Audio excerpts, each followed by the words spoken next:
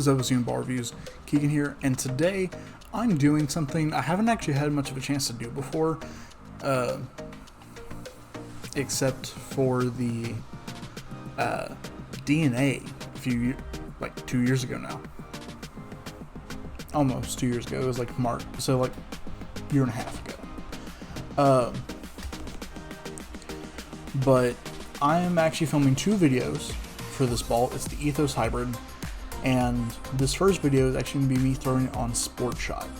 I have the opportunity to do this, and this is actually a competitive environment, not just me going out and throwing on Sport Shot. This is a league review. It's not something I get to do very often, but the very first time I threw this ball was in my Sport Shot league. Going on a 37-foot 2-to-1 pattern. I forget the mills and the exact pattern itself.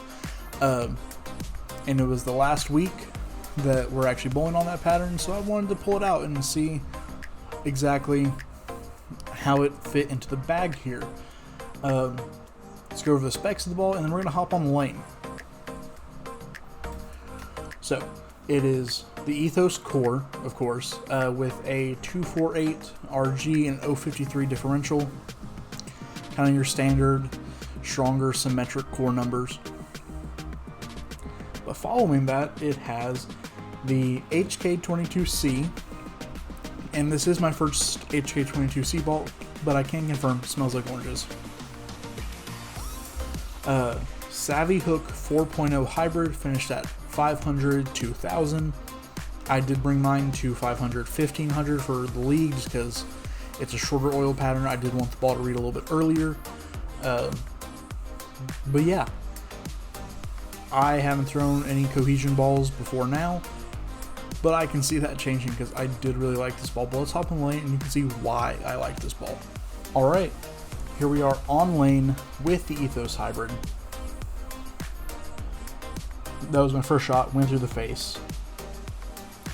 But you can see that despite it being, HK22, which typically increases the back end and even maybe somewhat decreases the mid lane,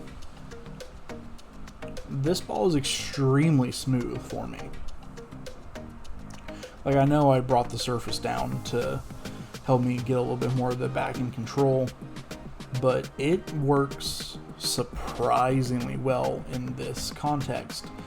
Now next week we're switching to a long pattern, and I plan to bring it back to its box surface just to have that type of look, because I'm assuming out of the box it's going to be stronger control, because I am, manipulating this with my hand a little bit more than normal because it is a Sport Shot league. This isn't like my A game, but you can tell like it reads the mid lane, so it's not jumping off the friction, and it's very controllable. I stood in front of that shot, but it's very controllable once it does see the friction. Of course, there it did turn a little bit sideways, but this is not the ideal condition for this ball. But that's kind of why I'm showing y'all the ball right now. I normally would not pick to throw this ball if I really didn't just want to test it out, because this is my first time throwing it. I'd never actually threw it out of box. But if I didn't just want to throw this ball, I wouldn't have been throwing it. But you can still tell how well it's reacting in a non-ideal situation. It's not very clean through the fronts. Naturally, I can kind of tell because of how soon it does start to get into a roll.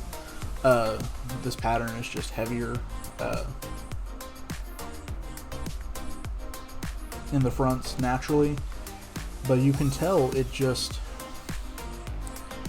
starts to get into a roll, and it doesn't overreact when it sees friction in this environment, which is very surprising, because I expected HK22C and Savvy Hook, for that matter, to be a little bit, a little bit stronger on the back end, a little bit quicker response.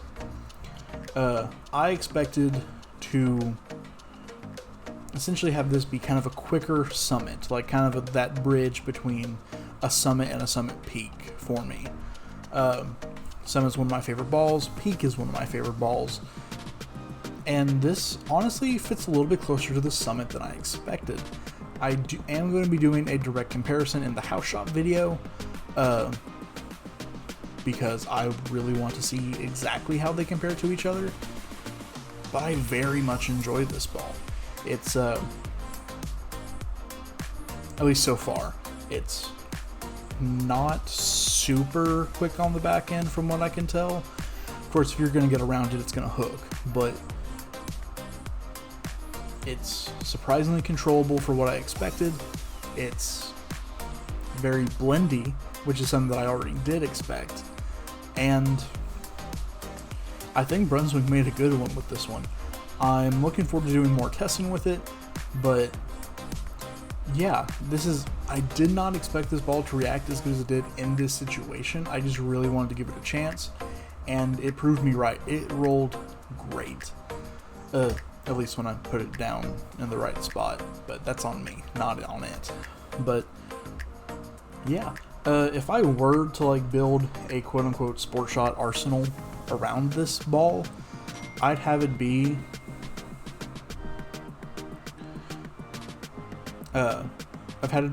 probably have it be like a low 2 ball, high 3 ball.